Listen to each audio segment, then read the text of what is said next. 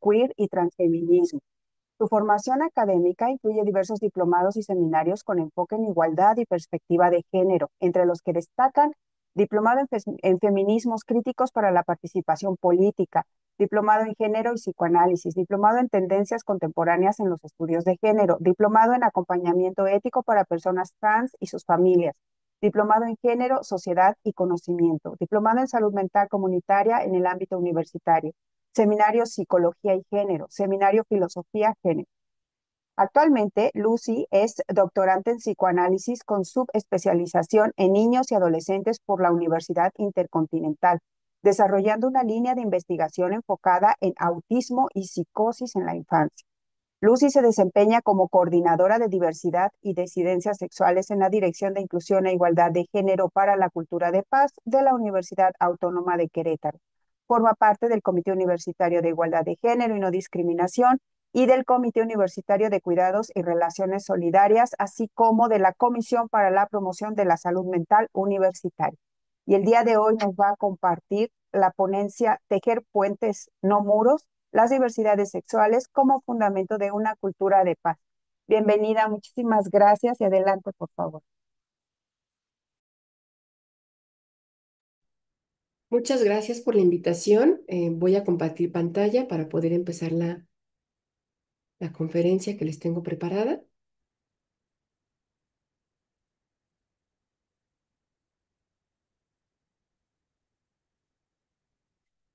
Bueno, como ya me presentaron, bueno, soy la maestra Lucy Miñón Montalvo, coordinadora de diversidades y disidencias sexuales.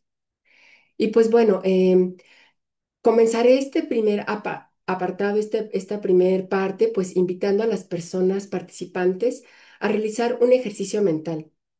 Les pediré que imaginen por un momento que cada vez que entran a un espacio universitario, ya sea un aula, una oficina administrativa o la biblioteca, deben considerar mentalmente si ese espacio es un espacio seguro para expresar quiénes son realmente.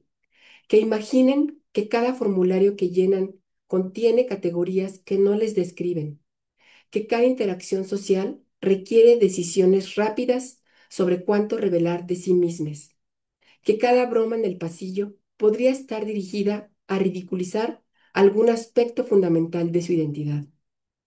Esta vigilancia constante, este cálculo permanente de seguridad, este esfuerzo por navegar espacios que no fueron diseñados pensando en su existencia, es lo que muchas personas de las diversidades sexuales experimentan cotidianamente en las universidades.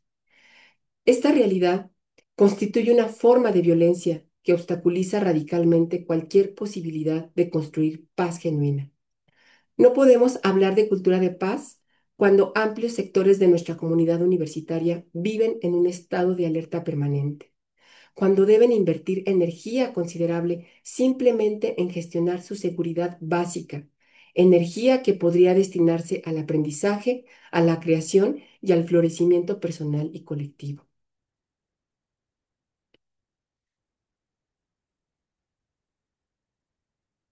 Y bien, la primera forma de violencia que abordaré es quizás la más profunda y a la vez la más invisible, porque opera en el nivel mismo de qué cuenta como conocimiento legítimo, qué experiencias son dignas de ser nombradas, estudiadas y transmitidas. El filósofo peruano Aníbal Quijano y la pensadora india Gayatri Spivak nos han ayudado a comprender cómo el conocimiento nunca es neutral, sino que está atravesado por relaciones de poder que determinan qué voces son escuchadas y qué experiencias son borradas. Cuando revisamos los planes de estudio de la mayoría de las carreras universitarias, encontramos una ausencia sistemática de las contribuciones que personas de las diversidades sexuales han hecho a prácticamente todas las áreas del conocimiento humano.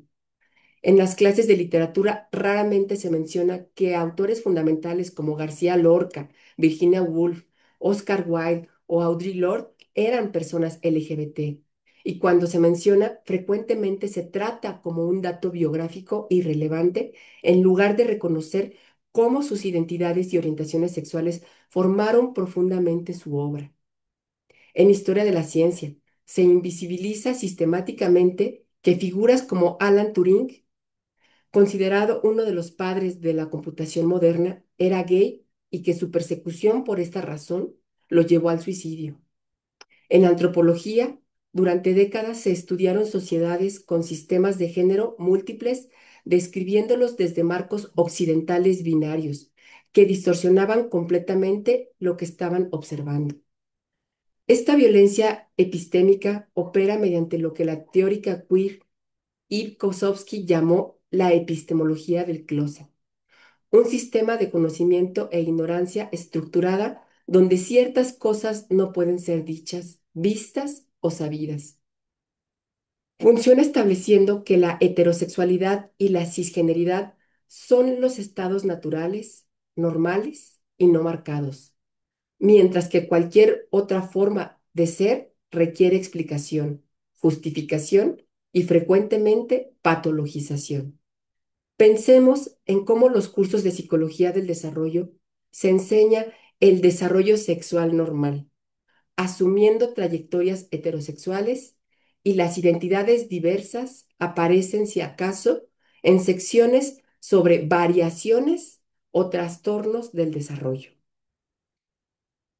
Esta violencia tiene consecuencias devastadoras, porque no solamente priva a las personas LGBT de ver reflejadas sus experiencias en el conocimiento que la universidad transmite, sino que constituye activamente su existencia como problemática, como algo que está fuera del orden natural o social deseable.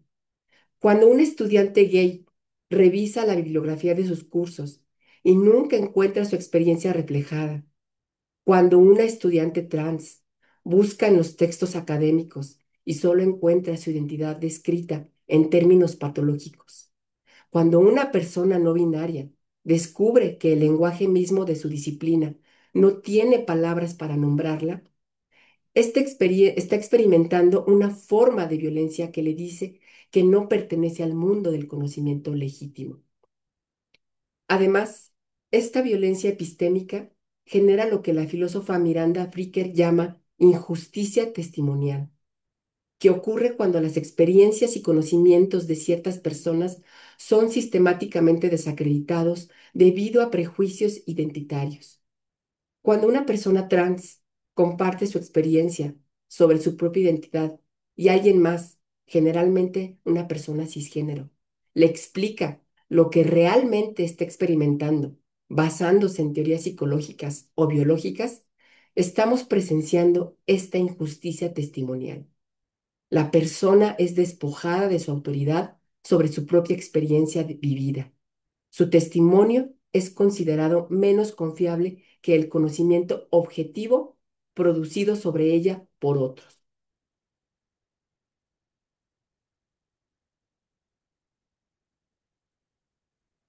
Ahora quisiera que pensemos en cómo las instituciones universitarias, en su diseño mismo, reproducen estructuras que excluyen a las personas de las diversidades sexuales. El sociólogo noruego Johan Galtung distinguió la violencia directa de la violencia estructural, señalando que esta última está incorporada en las estructuras sociales y se manifiesta como poder desigual y, consecuentemente, como oportunidades de vida desiguales. Comencemos con algo aparentemente tan simple como un formulario de inscripción. La mayoría de los formularios administrativos de las universidades contienen campos binarios de sexo o género con solo dos opciones posibles, masculino o femenino. Para una persona no binaria, este formulario representa una violencia estructural porque le obliga a elegir una categoría que no corresponde a su identidad, a borrarse a sí misma desde el primer acto administrativo de su relación con la institución. Pero la violencia no termina ahí. Estos formularios generan bases de datos que luego alimentan sistemas de credencialización, donde la credencial universitaria llevará un marcador de género que puede no corresponder a la identidad de la persona, exponiendo a personas trans a situaciones de riesgo cada vez que deben presentar su identificación. Pensemos también en los espacios sanitarios. La segregación binaria de baños basada en el sexo asignado al nacer genera situaciones de exclusión y violencia, particularmente para personas trans y no binarias.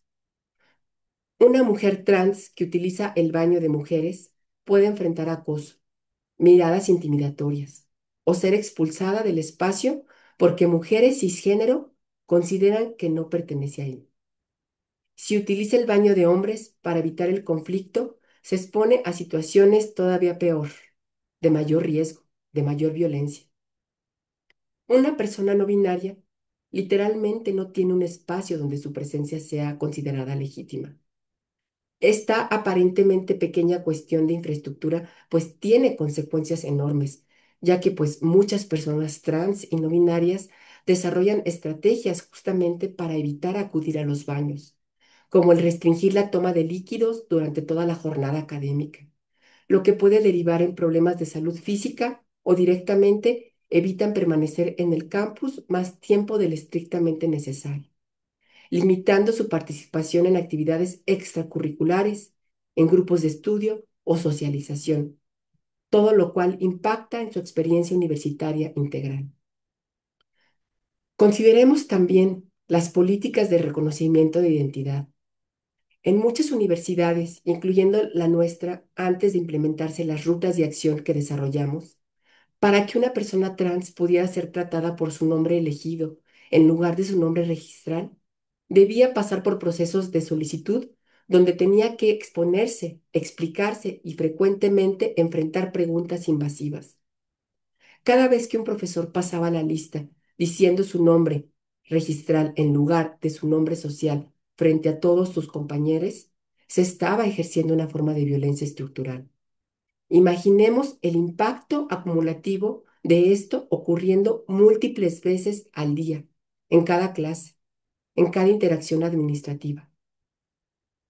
La violencia estructural también se manifiesta en la ausencia de protocolos claros para atender situaciones de discriminación y violencia. Cuando una persona LGBT experimenta hostigamiento, acoso o discriminación y no existe un procedimiento institucional claro para reportarlo, cuando no hay personal capacitado para atender estas situaciones con sensibilidad, cuando los tiempos de respuesta son largos o las sanciones inexistentes, el mensaje institucional es claro. Tu seguridad no es una prioridad. Tu dignidad es negociable. Otro aspecto de violencia estructural se encuentra en las políticas de becas y apoyos socioeconómicos que frecuentemente están diseñadas asumiendo estructuras familiares tradicionales. Muchas personas LGBT, especialmente aquellas que han sido expulsadas de sus hogares por su orientación sexual o identidad de género, no cuentan con el respaldo familiar que estos programas asumen. Los requisitos de documentación que incluyen cartas de padres, comprobantes de domicilios familiar o declaraciones de dependencia económica se convierten en barreras insalvables para quienes han tenido que construir redes de apoyo alternativas.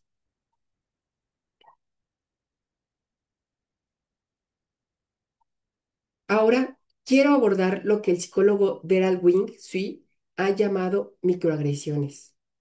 Estos intercambios breves y cotidianos que envían mensajes denigrantes u hostiles a personas de grupos históricamente vulnerados.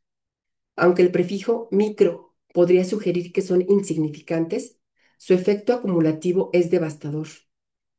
Es como una erosión constante, como una gota de agua que no daña una piedra, pero el goteo constante durante años puede desgastarla completamente.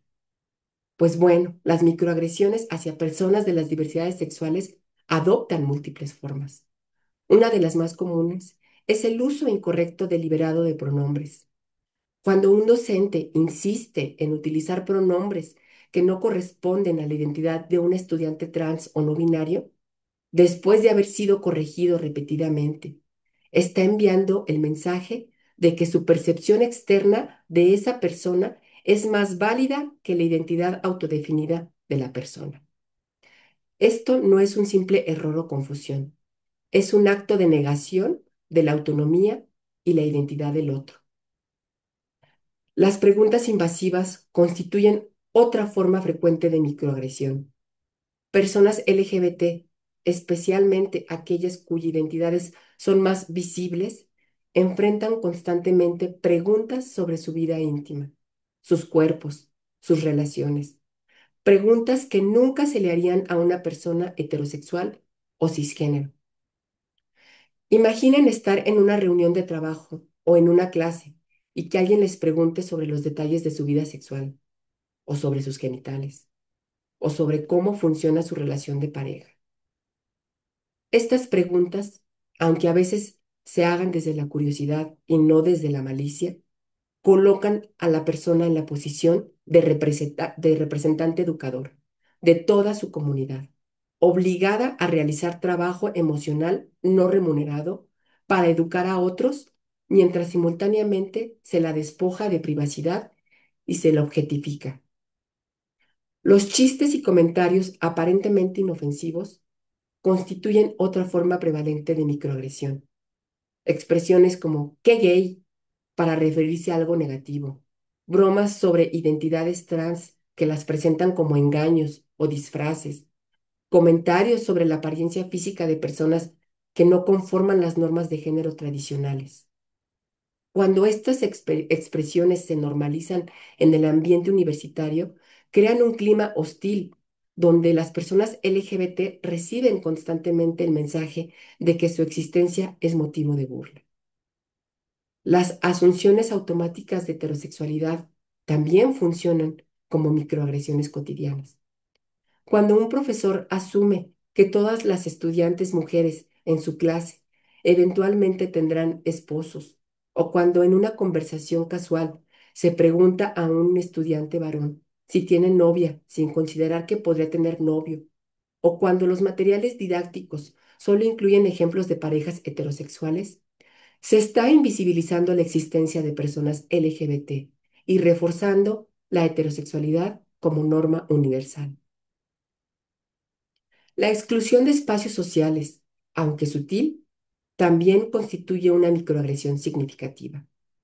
Cuando se organizan actividades informales entre compañeros o colegas y sistemáticamente no se invita a las personas abiertamente gay, o cuando se guarda silencio incómodo cuando una persona LGBT se acerca a un grupo que estaba conversando animadamente, o cuando las conversaciones sobre vida personal se interrumpen cuando ella llega, se está ejerciendo una forma de ostracismo social que comunica que su presencia no es deseada.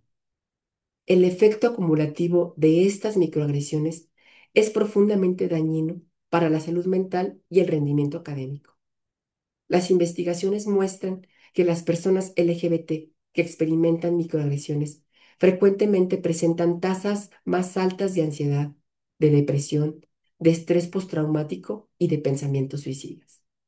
Además, estas microagresiones generan lo que los psicólogos llaman carga alostática, un desgaste fisiológico producido por el estrés crónico que se manifiesta en problemas de salud física a largo plazo.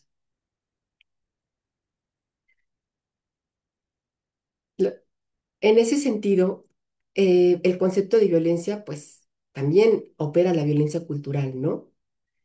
Es así como para cerrar este primer apartado, necesitamos comprender cómo todas estas formas de violencia, pues están sostenidas por lo que Galton llamó violencia cultural, ¿no? Que son aquellos aspectos de la cultura, la esfera simbólica de nuestra existencia, que pueden ser utilizados para justificar o legitimar la violencia directa o estructural. La violencia cultural hace que las otras formas de violencia parezcan correctas, o al menos no incorrectas. En el contexto de las diversidades sexuales, la violencia cultural se manifiesta en discursos religiosos que presentan las identidades LGBT como pecaminosas o contrarias al orden divino. Aunque vivimos en un estado laico y en universidades públicas que se supone están separadas de dogmas religiosos, estos discursos permean profundamente nuestra cultura y se expresan en resistencias a políticas de inclusión justificadas en valores tradicionales, a la familia natural. Es importante que yo señale aquí que no estoy atacando la fe religiosa de nadie, sino identificando cómo ciertos discursos religiosos particulares han sido históricamente utilizados para legitimar la exclusión y la violencia.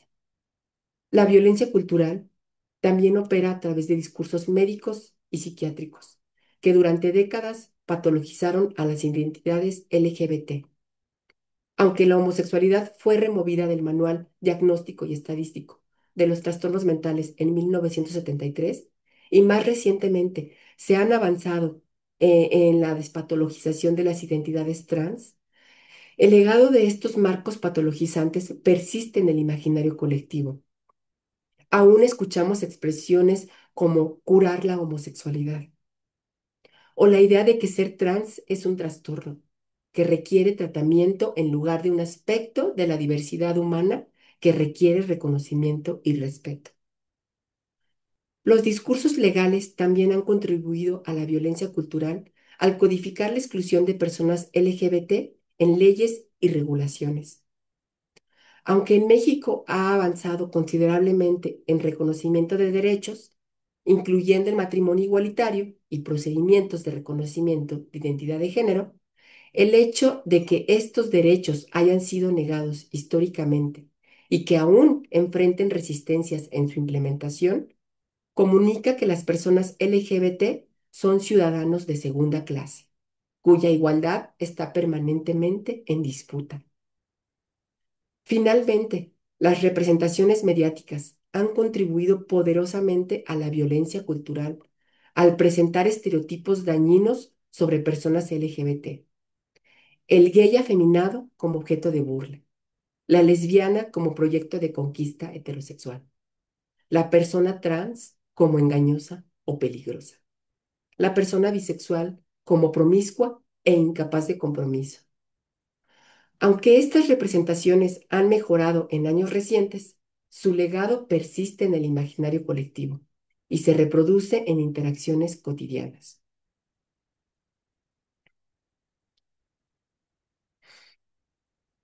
Al concluir este recorrido por las múltiples formas de violencia que enfrentan las personas de las diversidades sexuales en contextos universitarios, quiero que quede claro que no estamos hablando de incomodidades menores o de susceptibilidades exageradas. Estamos hablando de violencias sistemáticas, estructurales y culturales que tienen consecuencias documentadas en términos de salud física y mental, rendimiento académico, permanencia en la institución y trayectorias de vida. Estas violencias no son accidentes aislados, sino manifestaciones de un sistema cis-heteronormativo que organiza las instituciones, nuestro lenguaje, nuestros conocimientos y nuestras interacciones cotidianas.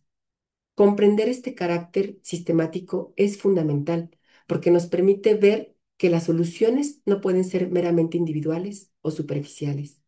No basta con pedirle a las personas que sean más respetuosas si las estructuras mismas de las instituciones siguen excluyendo. No basta con agregar un módulo sobre diversidad a un curso si los marcos epistemológicos completos de nuestras disciplinas siguen siendo heteronormativos. Y aquí está el vínculo fundamental con la cultura de paz que exploraremos en los siguientes apartados. No puede haber paz donde hay violencia sistemática. No puede haber cultura de paz en instituciones que reproducen estructuras de exclusión y dominación. La paz positiva, aquella que no es simplemente ausencia de conflicto, sino presencia de justicia, equidad y condiciones para el florecimiento humano, requiere desmantelar estas violencias en todos sus niveles. Este es el trabajo urgente que nos convoca.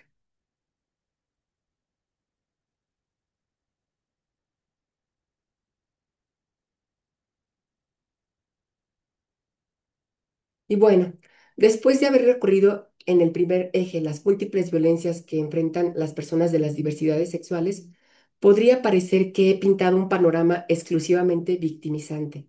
Sin embargo, ahora quiero realizar un giro fundamental en nuestra conversación, un movimiento que considero esencial no solo para esta conferencia, sino para cualquier aproximación ética y política a las diversidades sexuales. Quiero proponer que dejemos de pensar en las personas LGBT exclusivamente como receptoras pasivas de violencias que requieren protección benevolente y comencemos a reconocerlas como agentes activos de transformación social, como productoras de conocimientos valiosos, como portadoras de saberes que la sociedad en su conjunto necesita para construir formas más justas y pacíficas de convivencia. Este giro no niega las violencias que acabamos de explorar, sino que las sitúa en un contexto más amplio donde reconocemos la capacidad de resistencia, creatividad y producción política de las comunidades LGBT.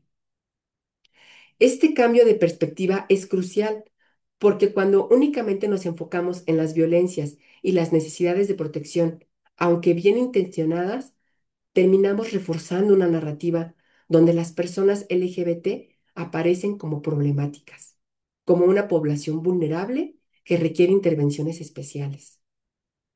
En cambio, cuando las reconocemos como agentes de paz, estamos afirmando que su existencia misma, sus experiencias vividas, sus formas de organizarse y sus conocimientos situados constituyen aportes fundamentales para toda la comunidad universitaria y para la sociedad en general.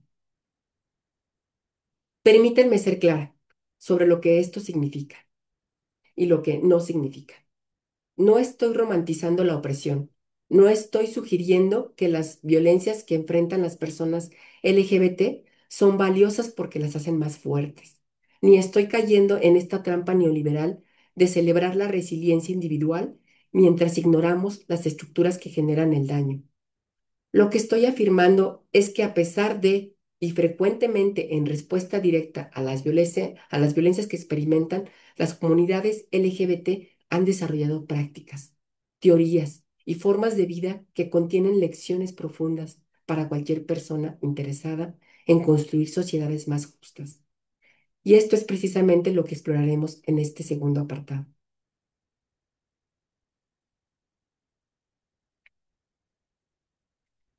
Cuando hablamos de inclusión de las diversidades sexuales en contextos universitarios, frecuentemente escuchamos el lenguaje de la tolerancia. Se dice, debemos tolerar a las personas LGBT, que debemos ser más tolerantes con sus orientaciones, identidades y expresiones. Sin embargo, quiero señalar que el concepto mismo de tolerancia es insuficiente e incluso problemático como fundamento para una cultura de paz. La tolerancia implica soportar algo que consideramos desagradable o incorrecto, pero que estamos dispuestos a permitir por razones pragmáticas o por compromiso con ciertos principios abstractos como la libertad. Cuando yo tolero algo, mantengo una posición de superioridad moral, desde la cual concedo el derecho a existir. La estructura misma de la tolerancia preserva una jerarquía donde hay quienes toleran desde una posición de poder y normalidad, y quienes son meramente tolerados desde una posición de desviación que requiere indulgencia. En contraste con la tolerancia, el reconocimiento implica algo radicalmente diferente. El filósofo canadiense Charles Taylor, en su trabajo sobre la política del reconocimiento, argumenta que la identidad humana se forma dialógicamente, en intercambio con otros, y que todos necesitamos ser reconocidos por quienes somos para desarrollarnos plenamente. El reconocimiento no es condescendencia, sino afirmación genuina de la dignidad igual del otro. Afirmación de que su forma particular de ser humano es tan válida y valiosa como cualquier otra. Cuando aplicamos esta distinción al contexto de las diversidades sexuales, la diferencia es profunda. Una universidad que meramente tolera a las personas LGBT está diciendo esencialmente que, aunque su existencia no es ideal y aunque desafía las normas preferidas, estamos dispuestos a permitirla dentro de ciertos límites. Una universidad que reconoce a las personas LGBT está afirmando que las múltiples formas de vivir el género y la sexualidad enriquecen nuestra comunidad, que la diversidad sexual es parte constitutiva de la diversidad humana y que una institución educativa que pretende formar personas integrales y críticas debe no solo incluir, sino celebrar esa pluralidad. Ahora bien, ¿cómo se relaciona esto con la construcción de paz? La respuesta está en comprender que la paz genuina La paz positiva en términos de Galton no puede edificarse sobre relaciones jerárquicas donde algunos grupos sociales conceden espacios limitados de existencia a otros. La paz requiere relaciones de reciprocidad, de reconocimiento mutuo, de afirmación de que todas las personas tienen igual derecho a existir, a expresarse y a florecer en sus particularidades.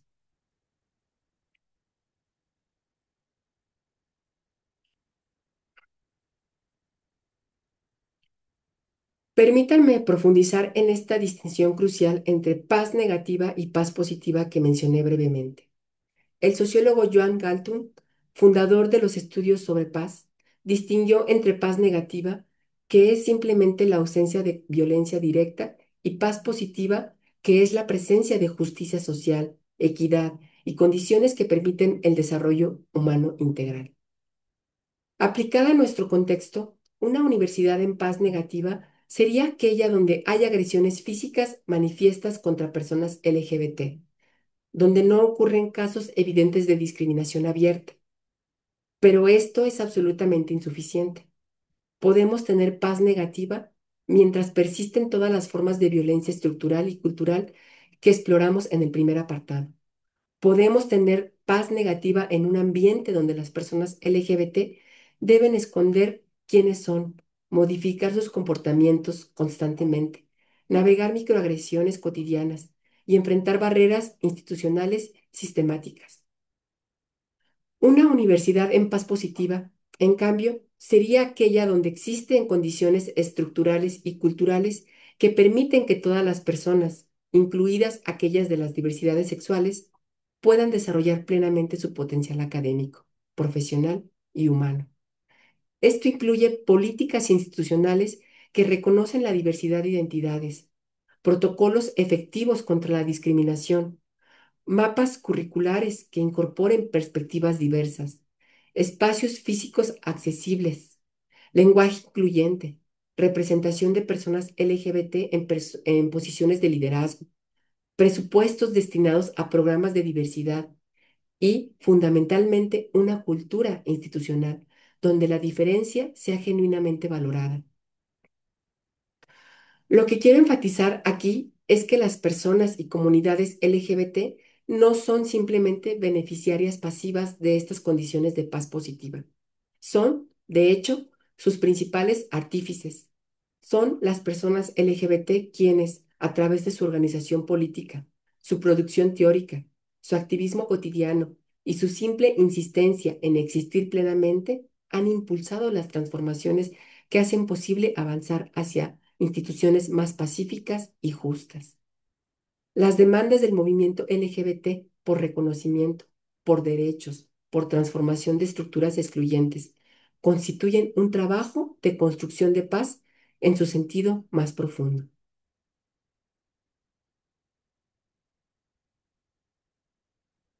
Y bueno, pues existe una tendencia en los discursos institucionales sobre diversidad a tratarla como un desafío gerencial, como un problema que las instituciones deben de aprender a gestionar eficientemente.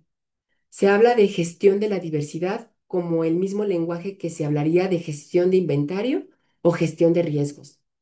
Esta aproximación, aunque a veces bien intencionada, pues es profundamente problemática, porque constituye la diversidad como algo que se desvía de una norma implícita que debemos acomodar con ciertas dificultades. Quiero proponer una comprensión radicalmente diferente.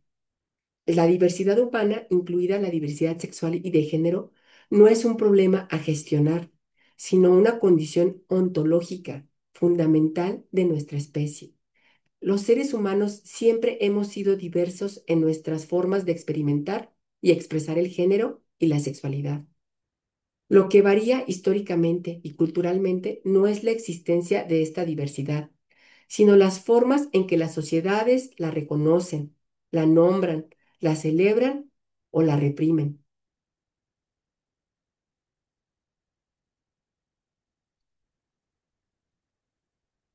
Las antropólogas y antropólogos que han estudiado diversas culturas alrededor del mundo han documentado ampliamente cómo muchas sociedades precoloniales reconocían múltiples géneros más allá del binarismo masculino-femenino. Las personas mushes en el istmo de Tehuantepec en México, las personas jirras en el sur de Asia, las personas Two Spirit en diversas naciones originarias de Norteamérica, las personas Fafafin en Samoa, son solo algunos de los ejemplos de cómo directamente culturas han creado estos espacios sociales reconocidos para personas cuyas identidades de género se salen de estas categorías binarias, no se ajustan a este binarismo occidental. Y bueno, con esto tampoco estoy idealizando estas categorías, ni sugiriendo que estas sociedades eran perfectamente igualitarias, pero sí estoy señalando que el binarismo rígido de género, que nos parece tan natural, es en realidad una construcción cultural particular que fue impuesta globalmente a través de procesos coloniales. Cuando reconocemos la diversidad sexual y de género como parte de la riqueza humana, en lugar de como desviación de una norma, toda nuestra aproximación cambia. Ya no se trata de cómo acomodar generosamente a quienes son diferentes, sino de cómo construir instituciones que desde su diseño mismo reconozcan y valoren la multiplicidad de formas de ser humano. Esto es fundamental para la construcción de paz porque la imposición de homogeneidad, el intento de forzar a todas las personas a conformarse con un modelo único de existencia, es en sí misma una forma de violencia estructural que genera conflicto, sufrimiento y resistencia.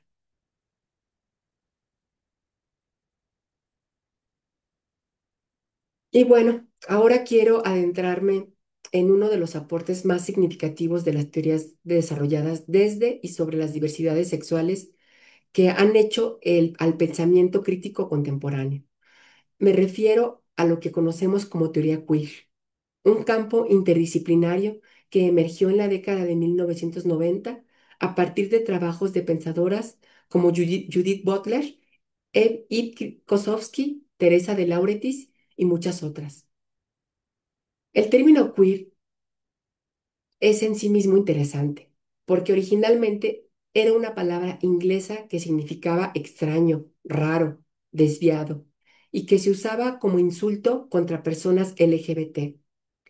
El gesto político de reapropiarse de este término y convertirlo en el nombre de un proyecto intelectual y político es en sí mismo significativo porque representa una negativa a buscar respetabilidad mediante la asimilación a normas dominantes y en su lugar una afirmación del valor de habitar los márgenes, de cuestionar lo que se considera normal. ¿Cuál es el proyecto intelectual de la teoría queer? Fundamentalmente consiste en someter a examen crítico todas aquellas categorías que nos parecen naturales, evidentes, dadas por el orden de las cosas, y mostrar su carácter histórico, construido y contingente. Judith Butler, en su obra fundamental, El género en disputa, argumenta que el género no es una expresión natural de un sexo biológico preexistente, sino que es performativo, es decir, que se constituye a través de la repetición estilizada de actos en el tiempo. No hay una esencia femenina o masculina que preceda a nuestras acciones, sino que es mediante ciertas formas de hablar, de vestir, de moverse, de relacionarnos, que construimos continuamente nuestra identidad de género. Esta idea puede sonar un tanto abstracta, así que permítanme hacerla más concreta. Pensemos en las características que asociamos con la feminidad la delicadeza, la emocionalidad, la orientación hacia el cuidado, expresividad gestual particular, ciertos tonos de voz, ciertas formas de vestir, en las que tendemos a pensar que las mujeres actúan así porque son mujeres, porque hay algo en su naturaleza femenina que las predispone a estos comportamientos, como lo es el instinto materno, de lo que tanto se habla. Butler invierte esta casualidad y argumenta que alguien es reconocido socialmente como mujer precisamente en la medida en que realiza exitosamente estos comportamientos codificados o leídos como femeninos. No hay una esencia femenina previa que cause estos comportamientos, sino que son estos comportamientos repetidos lo que producen el efecto aparente de una esencia femenina natural.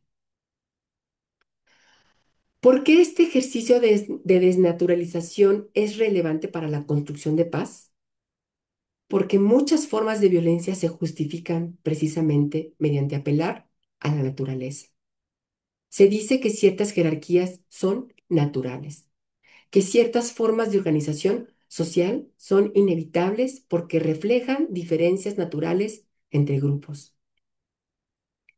Cuando la teoría queer muestra que incluso algo tan aparentemente natural y biológico como el género es en realidad performativo y construido socialmente, abre la posibilidad de imaginar y construir otras formas de organización social.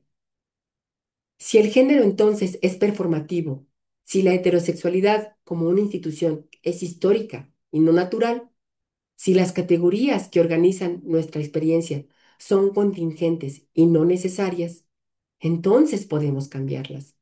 Podemos crear nuevas formas de nombrar experiencias, nuevas posibilidades de existencia, nuevas estructuras institucionales.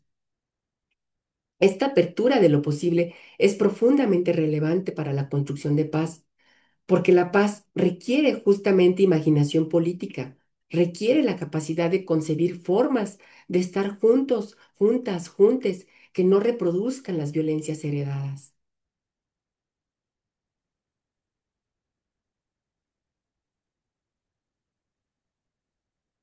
Ahora quiero introducir otro concepto fundamental que emerge de tradiciones feministas y que es crucial para pensar las diversidades sexuales en relación con la construcción de paz.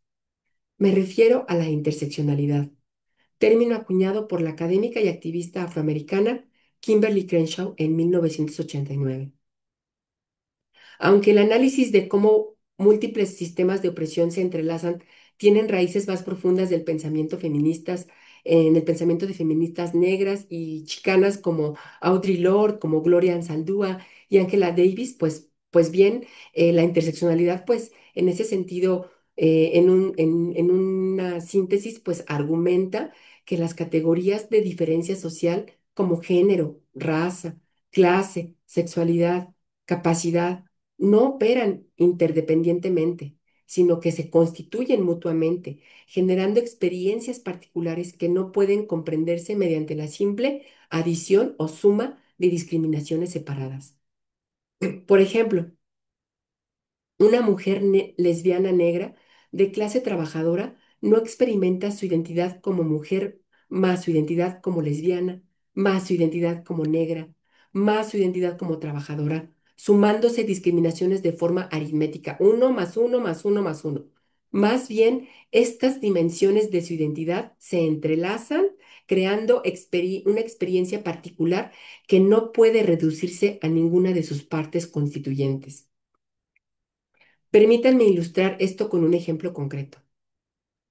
Cuando pensamos en violencia de género, frecuentemente imaginamos ciertos escenarios típicos que en realidad están implícitamente racializados y situados en términos de clase. Una mujer trans que trabaja en el comercio sexual, en las calles, que probablemente es racializada y de clase baja, enfrenta formas de violencia policial, violencia de clientes, violencia médica y violencia institucional que son cualitativamente diferentes a las que enfrenta una mujer trans blanca, de clase media, con educación universitaria, que trabaja en una institución pública. Ambas enfrentan transfobia, pero esta transfobia se entrelaza de forma muy diferentes y muy específicas con otros sistemas de opresión, creando experiencias radicalmente distintas. Esta comprensión interseccional es absolutamente crucial para la construcción de paz, porque nos impide caer en visiones simplificadas que pretenden resolver el problema de la discriminación LGBT sin atender a cómo esta discriminación se entrelaza con el racismo, con el clasismo, con el capacitismo y otras formas de opresión. Una política de diversidad sexual que solo beneficia a personas LGBT blancas, de clase media, con cuerpos normativos y credenciales educativas, no es realmente transformadora. La paz positiva requiere atender simultáneamente a múltiples ejes de desigualdad y de violencia. Además, el pensamiento interseccional nos enseña que las luchas por justicia no pueden compartimentalizarse. No podemos construir paz para personas LGBT mientras ignoramos el racismo estructural en nuestras instituciones. No podemos avanzar en igualdad de género sin atender las desigualdades económicas. No podemos hablar de inclusión mientras nuestros campus permanecen inaccesibles para personas con discapacidad. Todos estos sistemas de opresión están entrelazados y requieren aproximaciones integrales. El pensamiento interseccional también nos provee herramientas para construir coaliciones políticas más amplias. Cuando reconocemos que muchas personas habitamos simultáneamente múltiples posiciones de marginalidad y que los sistemas de opresión están conectados, podemos construir alianzas entre movimientos sociales diversos. La lucha LGBT no está separada de las luchas antirracistas, feministas, anticapitalistas o de justicia climática. Todas estas están interconectadas en su resistencia a sistemas de dominación que producen jerarquías y violencias.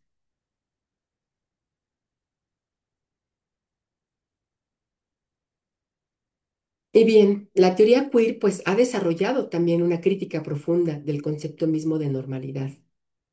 Cuando decimos que algo es normal, estamos haciendo dos operaciones simultáneas.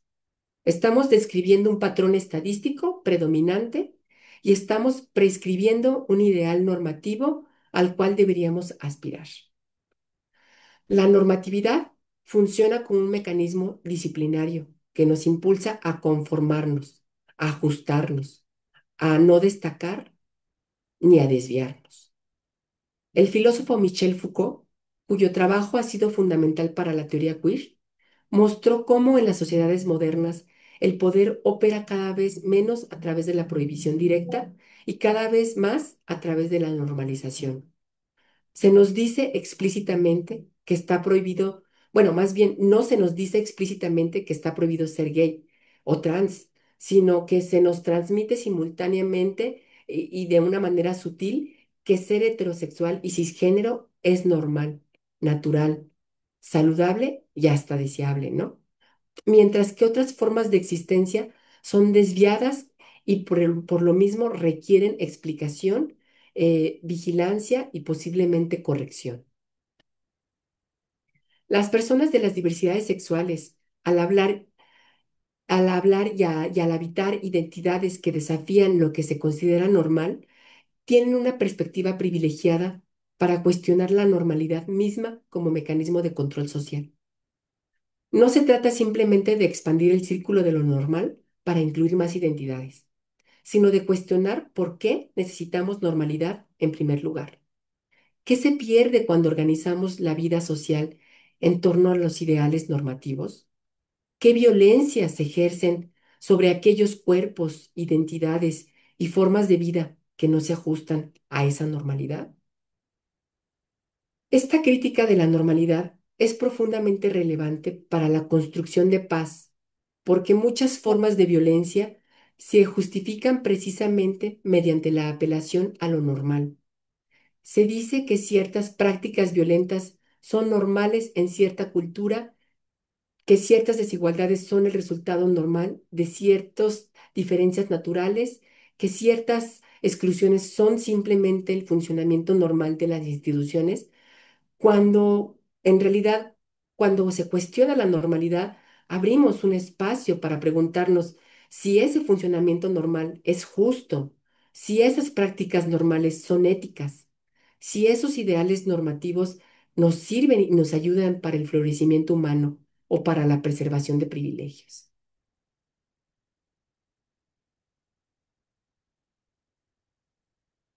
Y bueno, quiero ahora explorar una idea que puede parecer paradójica, pero que considero central para pensar la diversidad sexual como agente de paz. Me refiero a la vulnerabilidad.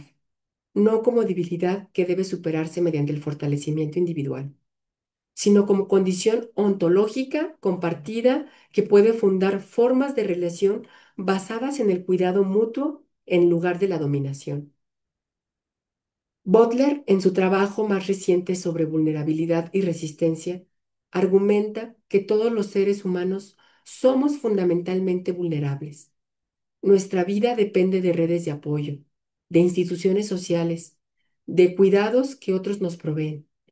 Nacemos completamente dependientes y permanecemos dependientes durante toda nuestra vida.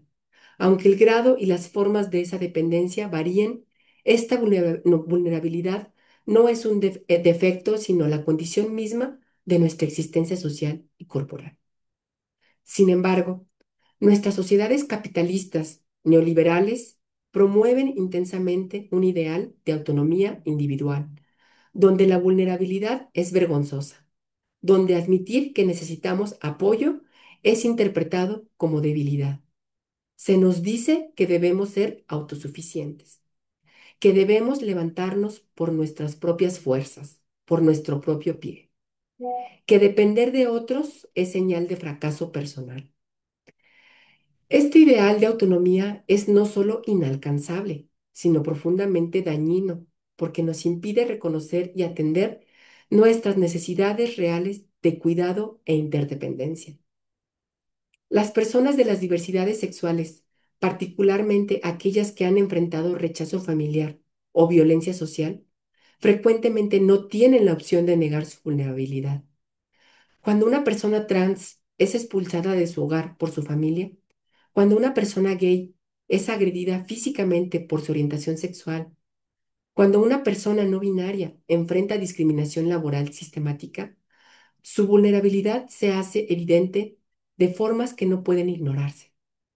Pero precisamente por esto, las comunidades LGBT han tenido que construir formas alternativas de apoyo mutuo, que no se basan en el ideal imposible de autonomía individual, sino en el reconocimiento explícito de la interdependencia.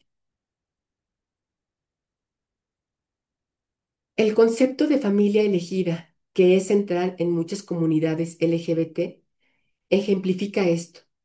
Cuando las familias biológicas rechazan a personas LGBT, estas frecuentemente construyen redes de apoyo alternativas compuestas por amistades, parejas, mentores y comunidades que funcionan como familia. Estas familias elegidas no se basan en vínculos de sangre, sino en compromisos explícitos de cuidado mutuo. Constituyen un modelo alternativo de parentesco que reconoce que podemos y debemos elegir activamente a quienes cuidamos y por quienes somos cuidados. Esta experiencia de construir redes de cuidado alternativas en contextos de adversidad contiene lecciones valiosas para pensar la construcción de paz. La paz no puede edificarse sobre el ideal neoliberal de individuos autónomos que compiten entre sí. La paz requiere reconocer nuestra interdependencia, requiere construir estructuras de cuidado mutuo, requiere desarrollar lo que algunas teóricas feministas llaman una ética del cuidado en lugar de una ética de la autonomía.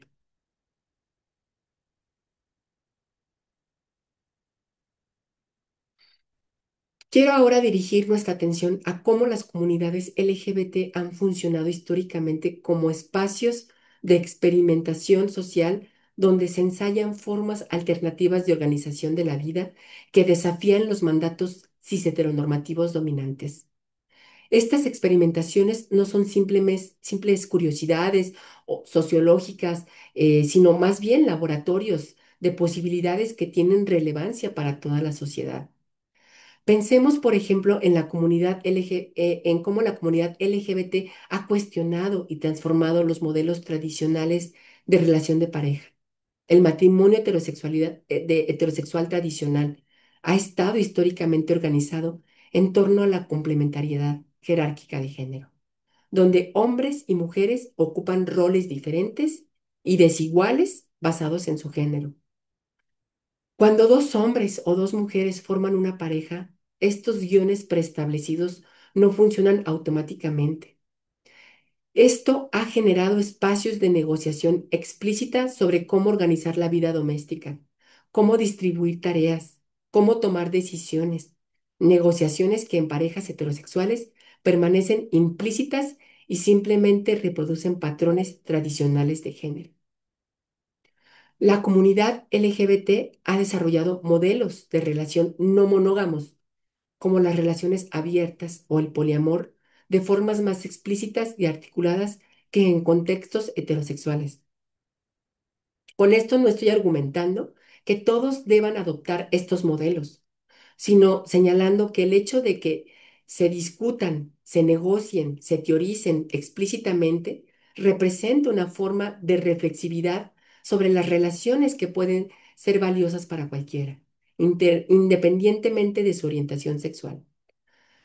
Durante la crisis del SIDA en las décadas de 1980 y 1990, cuando gobiernos y sistemas de salud abandonaron a las comunidades gays que estaban siendo devastadas por la epidemia, estas comunidades se organizaron para proveer cuidados a sus enfermos, para hacer activismo político, exigiendo investigación y tratamiento para desarrollar redes de información sobre salud sexual. Esta organización comunitaria ante la adversidad extrema representa una forma de solidaridad y acción colectiva que tiene lecciones sobre cómo las sociedades pueden responder a crisis sanitarias sin depender exclusivamente de instituciones estatales que frecuentemente son excluyentes. Las comunidades drag y trans han explorado la performatividad del género de formas que han generado conocimientos teóricos y prácticos profundos, expresando feminidad de forma exagerada y paródica. Con esto no estamos simplemente presenciando entretenimiento, estamos presenciando una crítica práctica de cómo la feminidad misma es siempre performativa, siempre una actuación, incluso cuando es realizada por mujeres cisgénero que la presentan como natural. Todos estos ejemplos señalan cómo las comunidades LGBT, precisamente por estar situadas en los márgenes de lo normativo, han tenido que desarrollar creatividad social, han tenido que inventar formas de vida que no estaban dadas por las instituciones dominantes. Esta creatividad, esta capacidad de imaginar y construir alternativas es exactamente lo que necesitamos para construir una cultura de paz que no reproduzca las estructuras violentas heredadas.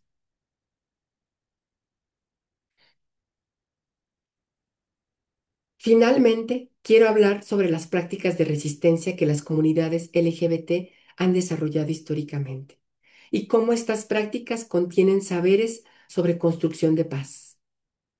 Cuando hablo de resistencia, no me refiero únicamente a las formas de protesta en las calles, aunque estas son importantes, sino también a las formas cotidianas y muchas veces invisibles mediante las cuales las personas LGBT han insistido en hacer existir plenamente en contextos hostiles. El simple acto de dos hombres tomándose de la mano en público, en un contexto donde esto puede generar violencia, es un acto de resistencia. El acto de una persona trans usando el baño que corresponde a su identidad de género cuando las políticas institucionales no lo reconocen es un acto de resistencia. El acto de una docente lesbiana mencionando casualmente a su esposa en clase, normalizando su existencia sin dramatizarla ni esconderla, es un acto de resistencia. Estas pequeñas insistencias en existir visiblemente van transformando gradualmente los espacios, van haciendo que lo que antes era impensable se vuelva cotidiano. Las comunidades LGBT también han desarrollado formas de resistencia que emplean el humor, la parodia, la estética y el performance como herramientas políticas. Las marchas del orgullo, con su celebración festiva y colorida, no son simplemente fiestas, sino formas de ocupar el espacio público con alegría afirmativa que contrasta radicalmente con la vergüenza que históricamente se ha intentado imponer sobre las identidades LGBT. Esta alegría como forma de resistencia, esta negativa a ser únicamente víctimas lamentables que suplican compasión, esta afirmación de que merecemos no solo derechos, sino también placer, belleza, celebración, constituye una forma poderosa de acción política. Lo que todas estas formas de resistencia nos enseñan es que la construcción de paz no puede reducirse a intervenciones institucionales desde arriba. La paz se construye también desde abajo, en las prácticas cotidianas, mediante las cuales las personas reclaman espacios, transforman culturas, insisten en su dignidad. La comunidad LGBT, con su larga historia de organización ante la adversidad, con sus prácticas de cuidado mutuo, con su creatividad política y cultural, son maestras en este trabajo de construcción de paz desde los márgenes.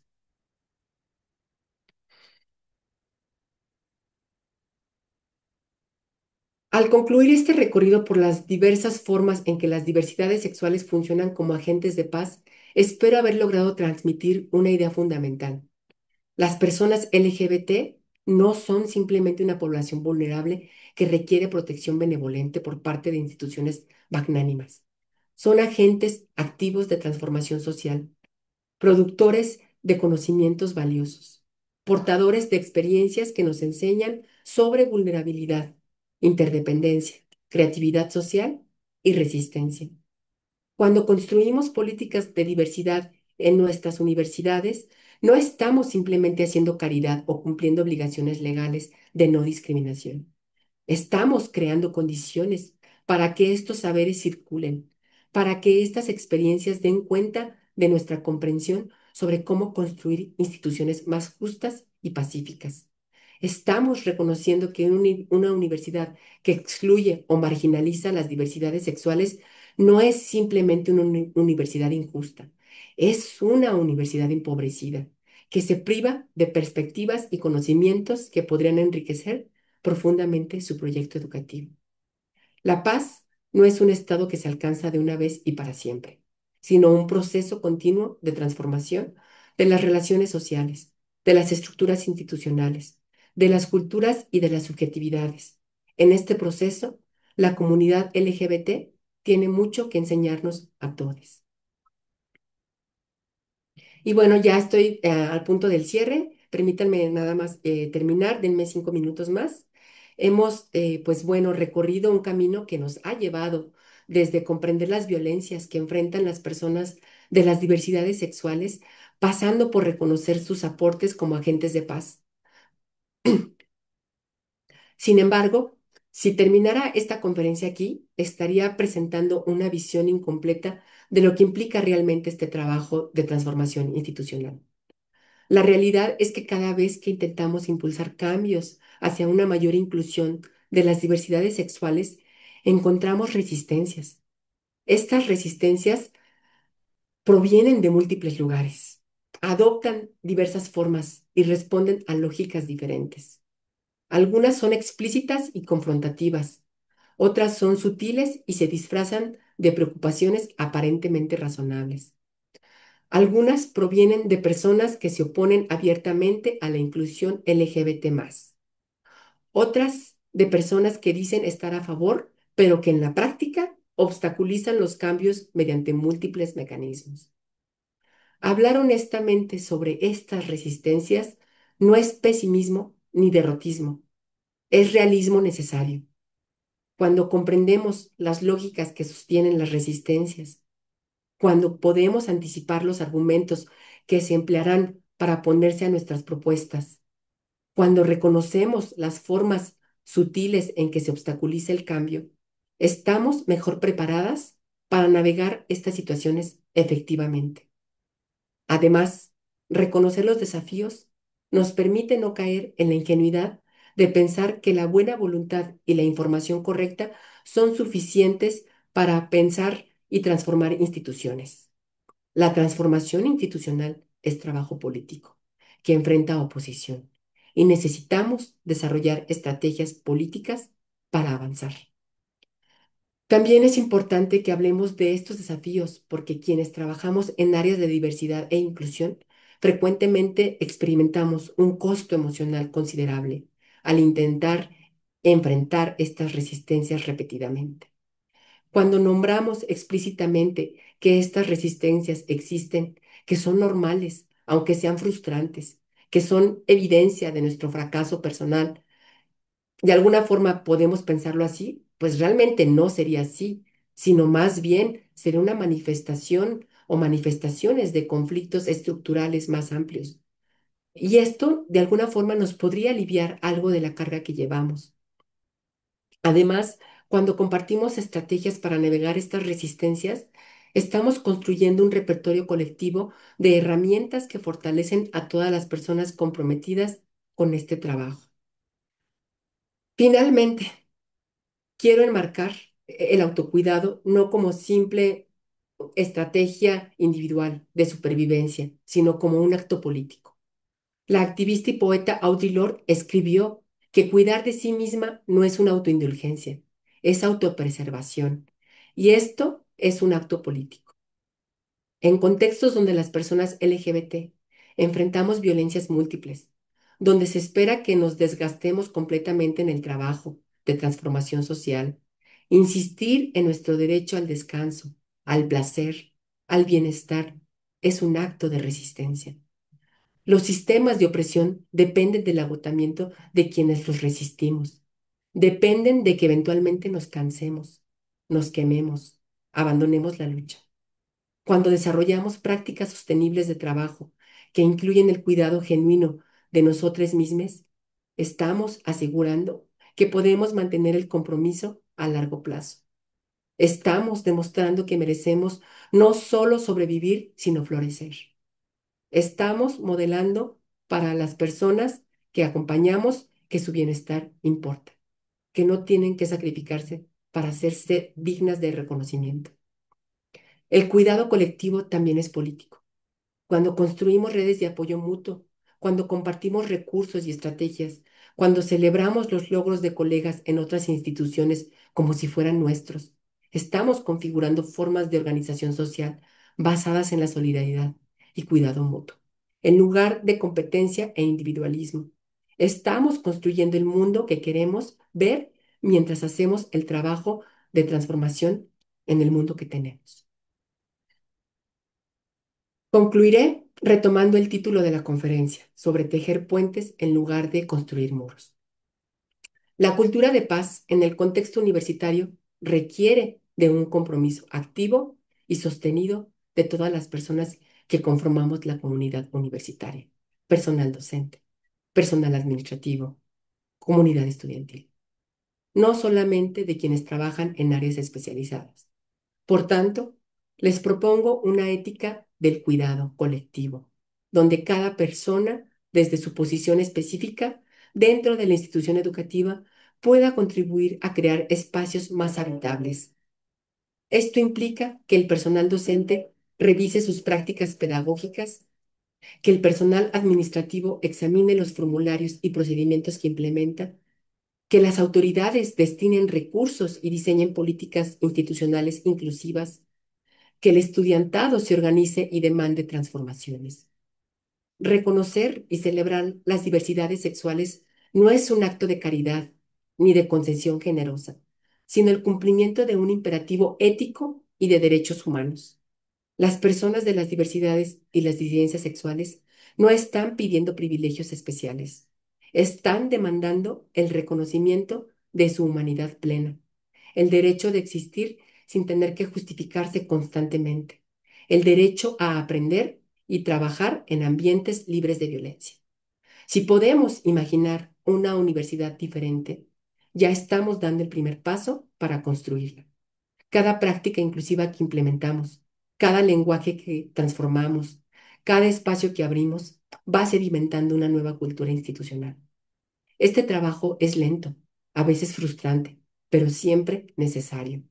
Cuando una persona trans puede estudiar usando el nombre que le corresponde a su identidad, cuando una persona no binaria encuentra baños donde pueda existir sin violencia, cuando una pareja del mismo género puede expresar afecto sin temor, cuando los contenidos curriculares incluyen epistemologías diversas, estamos participando en la construcción de paz genuina. La paz no es ausencia de conflicto, sino la capacidad colectiva de tramitar los conflictos sin violencia, reconociendo la dignidad de todas las partes involucradas. Las diversidades sexuales nos enseñan que es posible habitar el mundo de maneras múltiples, que la norma no es natural, sino construida, que podemos inventar formas de estar juntos que no repliquen las jerarquías opresivas heredadas. Este es el regalo que la comunidad LGBTIQANB+ nos ofrece a toda la sociedad. Y nuestra tarea como universidad es crear las condiciones para que ese regalo pueda ser compartido y celebrado. Muchas gracias. Pues sí, no, muchísimas gracias a ti. Qué bello mensaje de cierre, pero sobre todo qué recorrido tan puntual, tan claro. eh, de verdad, muchísimas gracias. Aquí hay un mensaje que justo desde el inicio, cuando iba comenzando tu conferencia, dejaron aquí en el chat y creo que resume un poco tanto mi sentir y mi agradecimiento. Dice, buen día, ay, se me perdió, acá está.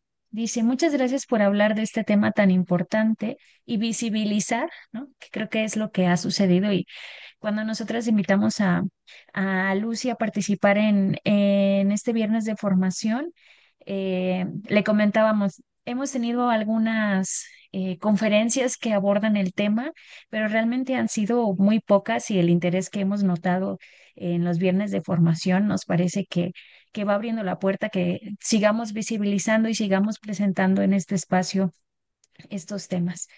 Entonces dice, muchas gracias por hablar de este tema tan importante y visibilizar lo que pasamos las personas pertenecientes a la diversidad sexogenérica. Este mensaje es de Daniel Ernesto García. Y que están llegando otro mensaje. Excelente conferencia, muy importante tema. Muchas gracias por compartir. Yo reitero que ha sido un recorrido muy fantástico y además muy claro y muy puntual. Y siento además que nos has brindado muchas, muchas herramientas, ¿no? No, sí, nos has hablado de las diversidades sexuales, pero nos has hablado también de muchas cosas que atraviesan, ¿no? Justo como en esta mirada interseccional y que es pertinente traer. Y esto último con lo que ha cerrado me ha encantado, ¿no? El ver que, digo, desde em, la no violencia, ¿no? Así junto, no violencia junto, eh, siempre en uno de sus postulados dice que el otro siempre nos trae un regalo, ¿no? Entonces, cuando cierras con esto se me hace muy bello porque generalmente, pues acostumbrados desde esta estructura en la que eh, hemos crecido, ¿no? Que no es un secreto para nadie que ha sido una estructura, violencia, patriarcalizada, colonial, etcétera. em, Nos han enseñado a pensar que cuando estamos frente a un otro, el otro trae como algo extraño, ¿no? Como una exigencia a nosotras y a nosotros y a nosotres. Y pocas veces pensamos que el otro puede no solamente reflejar nuestras propias necesidades, sino que lo que trae consigo puede sernos justo eso, un regalo para ver la vida desde un centímetro, desde otro costado, desde otra perspectiva, desde otra arista. Entonces, yo te agradezco muchísimo lo que nos has compartido. Y también hay otro mensaje por acá, dice, muy interesante, importante esta conferencia y cómo generamos en nuestros entornos una cultura de paz. Y bueno, por cuestiones de tiempo, voy a ceder el uso de la voz a la maestra Flor para la lectura de la constancia. Pero Lucy, no sé si nos puedas también compartir como tu contacto, por si alguna persona de las que está acá en la sala quiere contactarte, invitarte a hacer alguna otra actividad, que podamos como ir tejiendo lazo desde allí. Claro que sí. Les puedo dejar la red social de la Dirección de Inclusión e Igualdad de Género para la Cultura de Paz y que nos puedan seguir por ahí. Nos pueden encontrar como DJ Paz WAC. con doble I, Digepaz, WAC. Y así nos encuentran en Facebook y nos pueden mandar un mensajito ahí a la página de la dirección para que puedan hacer seguimiento muy puntual con la coordinación bueno, que yo estoy pues también enmarcando en esta parte de las 7 coordinaciones con las cuales cuenta la dirección. Muchísimas gracias, Lucy. Bueno, ya he dejado acá en el chat cómo pueden encontrar el Facebook y ahora sí cedo el uso de la voz a la maestra Flor. Muchísimas gracias.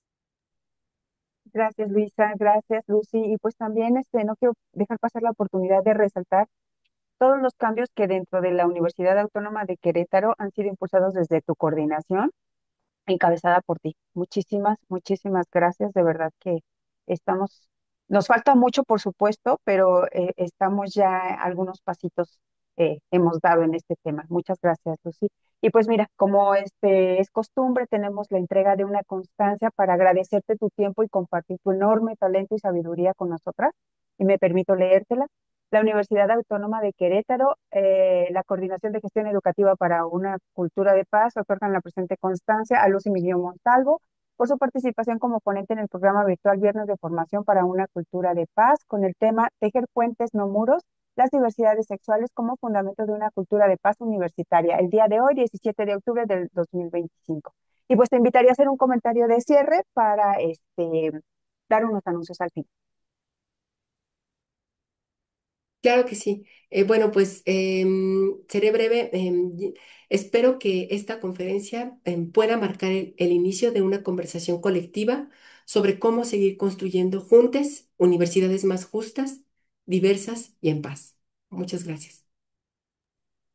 Muchísimas gracias, Lucy. Y bueno, pues antes de cerrar la transmisión, invitarles a que puedan registrar su asistencia contestando el link de asistencia que hemos pasado en el chat. Por favor, ahorita mismo lo está pasando Luisa para que puedan accesar, contestar las preguntas y obtener su constancia. Invitarlos, como ya lo hizo la maestra Lucy, a seguirnos en nuestras redes sociales. Específicamente les doy las de esta coordinación para cuestiones más puntuales, pero por supuesto también estamos compartiendo en el de Dije Paz es Cultura de Paz WAC en el Facebook y en el Instagram. Les recordamos que por cuestiones de la política del Facebook no estamos transmitiendo directamente en vivo, pero estamos grabando las sesiones para posteriormente poderlas compartir por esa plataforma y en el canal de la DIGEPAZ, en el canal de YouTube, que futuramente, no muy lejos, estará disponible para todas, todos y todas. Pues muchísimas gracias por su presencia, por acompañarnos cada viernes. No se pierdan el tema de la siguiente semana. Síganos en nuestras redes sociales y vamos todos juntos a construir una cultura de paz. Hasta la siguiente.